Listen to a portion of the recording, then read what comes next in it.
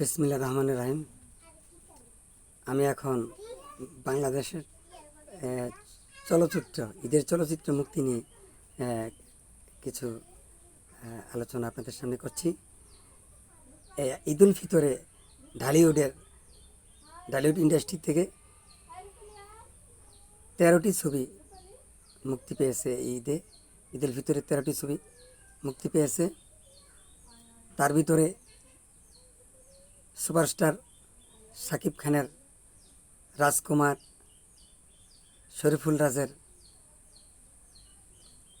ওমর, বুবলির মায়া the last মায়া, তারপরে এইভাবে আরও অনেক 13টি ছবি মুক্তি পেয়েছে। পরবর্তী ভিডিওতে আমি আপনাদেরকে বিস্তারিত বলবো।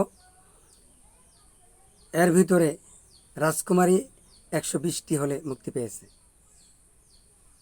আমাদের দেশে সর্বশেষ সিনেমা হলে আছে চালু প্রায় 100 হল আছে। ঈদ উপলক্ষে আরও 40-50টা বন্ধ হল চালু করে। প্রত্যেক বছর বন্ধ হলগুলো থেকে ঈদ উপলক্ষে তারা কিছু হল, প্রযোজক এবং প্রদর্শক সমিতি মিলে কিছু বন্ধ হল চালু করে ঈদের জন্য। শুধু ঈদ শেষ হয়ে যাওয়ার পর, ঈদের অনুষ্ঠান শেষ হওয়ার পরে তারা এই বন্ধ হলগুলোকে আবার বন্ধ করে দেয়।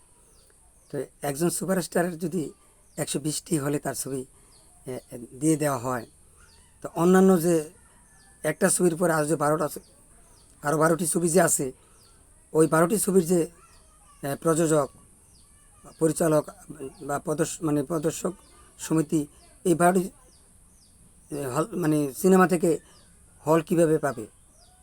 120টি হল যদি একটি সিনেমাকে দিয়ে দেওয়া হয়, এখানে কিছুটা পার্সিয়ালিটি অবশ্যই হচ্ছে।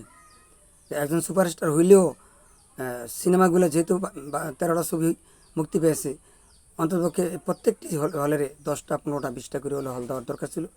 তারপরে একটি বড় অংশ না এলে শাকিব খানের জন্য দিত। 50-60টা হল শাকিব খানের জন্য বরাদ্দ দিয়ে, আর বাকি হলগুলি এই সবগুলো হল ছবি যারা মুক্তি দিয়েছে তাদেরকে দিয়ে দিলে আসলে তারা উপকৃত হতো, প্রযোজকও বেঁচে যেত। আর ওই 12টি ছবির যে যারা কলাকুশলী বা যারা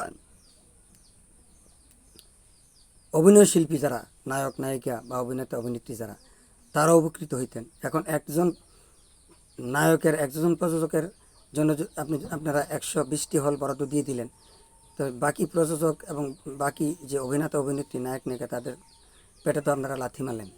যারা দায়িত্বে আছেন, যারা প্রদর্শক সমিতির দায়িত্বে আছেন, যারা ডিস্ট্রিবিউশনের দায়িত্বে আছেন, ছবিগুলো যারা ডিস্ট্রিবিউশন করেন, আপনারা তো অন্যের পেটে লাথি মারলেন।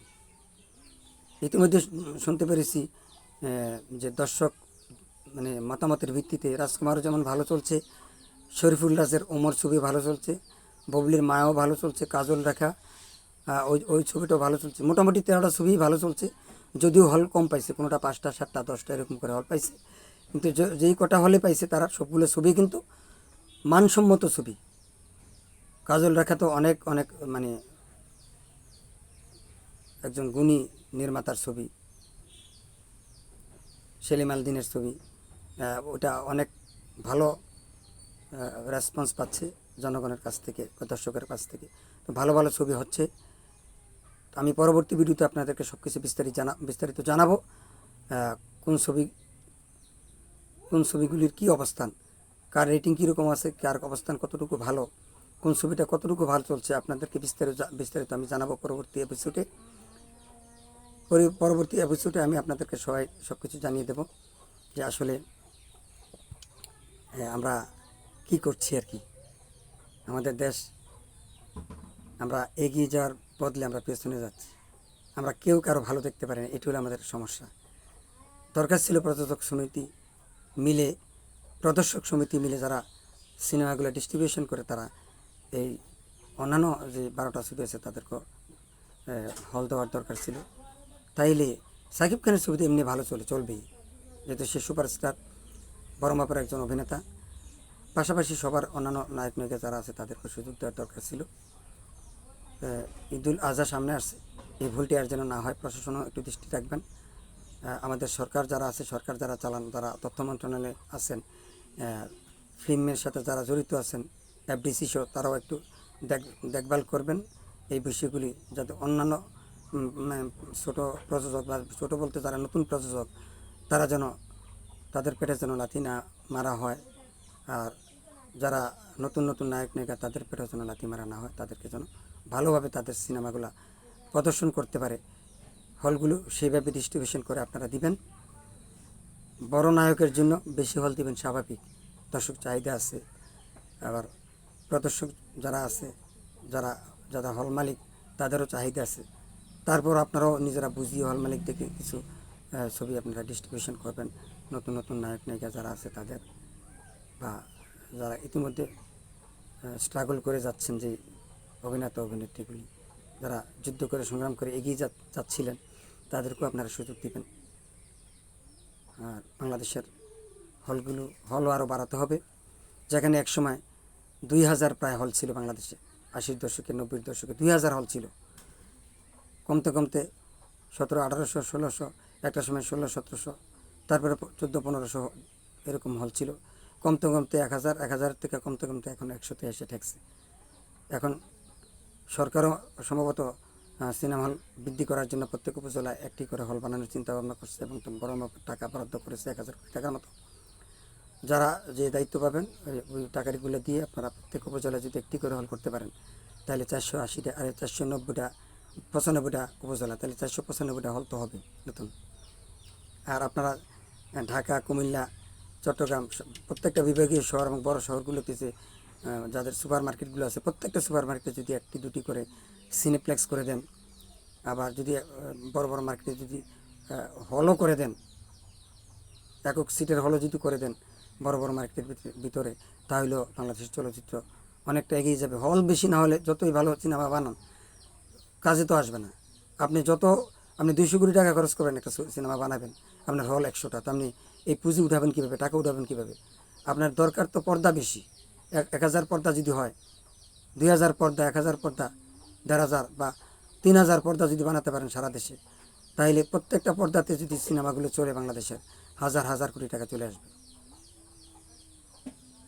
যেটা ইন্ডিয়াতে হয়, অন্যান্য দেশে হয়। আপনার পর্দা বাড়াতে হবে। আমাদের দেশে দর্শকের অভাব নেই। 18 কোটি মানুষের দেশে দর্শক কি কম আছে? ভালো মানসম্মত সিনেমা দিলে দর্শক খাবে। তো তথ্য মন্ত্রণালয় এবং চলচ্চিত্র সংশ্লিষ্ট যারা আছেন আপনারা কীভাবে হল বাড়ানো যায়, পর্দা বাড়ানো যায় সেই চেষ্টা করবেন, তাহলে বাংলাদেশের চলচ্চিত্র দাঁড়িয়ে যাবে। হল না বাড়িয়ে আপনারা সিনেমা যতই করেন আর না করেন, ভালো মন্দ যাই করেন, কিন্তু আপনাদের তার কিছুই আসবে না, চলচ্চিত্রের উন্নয়ন হবে না। তো আশা করি আপনারা যারা সংশ্লিষ্ট কর্তৃপক্ষ আছেন, বাংলাদেশের হল যেভাবে বৃদ্ধি হয় সবগুলি সুপার মার্কেটে আপনাদের সিনেপ্লেক্সগুলো বানাবেন, সিনেপ্লেক্স বানাবেন, এবং প্রত্যেকটা উপজেলা যদি প্রধানমন্ত্রীর কথা মতো একটি একটি হল বানায় তাহলে অনেকগুলি হল হয়ে যাবে। আবার যদি 2000 হল হয় তাহলে বাংলাদেশের চলচ্চিত্র সুন্দরভাবে দাঁড়িয়ে যাবে, বাংলাদেশের অর্থনীতি দাঁড়িয়ে যাবে এটার উপর ভিত্তি করে। ইরান ইসলামী দেশ, ইসলামী প্রজাতন্ত্র ইরান চলচ্চিত্র নিয়ে আজকে বিশ্ব দরবারে তারা মাতিয়ে যাচ্ছে বিশ্ব দরবারকে। রাজার হালে হলিউডের সাথে পাল্লা দিয়ে সিনেমা বানাচ্ছে, অথচ ইসলামী প্রজাতন্ত্র। তো ওরা গুণগত মান সম্পন্ন সিনেমা বানায়, ছবি বানায়, ওদের সিনেমা হলগুলো বাড়ছে, ওদের ছবির মানও বাড়ছে। তো আমরা আশা করি বাংলাদেশ সরকার বা বাংলাদেশের তথ্য মন্ত্রণালয় সবগুলি দিক বিবেচনা করে সংশ্লিষ্ট কর্তৃপক্ষকে নির্দেশ দিয়ে সিনেমা হল বৃদ্ধি করার চেষ্টা করবেন, এবং সিনেমাগুলি যেন সব জায়গায় সমভাবে বন্টন হয় সেই চেষ্টা করবেন, সেভাবে ব্যবস্থা নেবেন, এই আশাবাদ ব্যক্ত করে আজকের মতো এখানেই শেষ করছি। সবাইকে আবারও ধন্যবাদ জানাচ্ছি। তারেক টিভিকে লাইক, কমেন্ট, শেয়ার করবেন এবং সাবস্ক্রাইব করে পাশে থাকবেন। তারেক টিভিকে সাবস্ক্রাইব করলে আপনারা তারেক টিভির ভিডিওগুলো পাবেন, এইভাবে সুন্দর সুন্দর ভিডিওগুলো পাবেন। সবাই তারেক টিভির পাশে থাকবেন, এই আশাবাদ ব্যক্ত করে এখানে শেষ করছি। আল্লাহ হাফেজ, আসসালামু আলাইকুম।